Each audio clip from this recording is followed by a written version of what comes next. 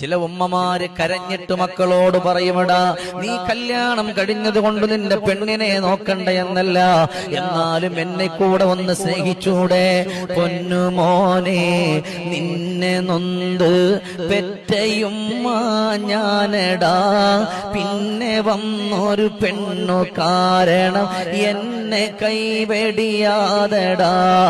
അറ്റപ്പൂക്കിൽ കണ്ണിൽ ബന്ധം എന്നും മണ്ണിൽ വലുതടാ, അറ്റുപോകാതുള്ള ബന്ധം പെറ്റ വയറിനാണടാ, അറ്റുപോകാതുള്ള ബന്ധം പെറ്റ വയറിനാണടാ.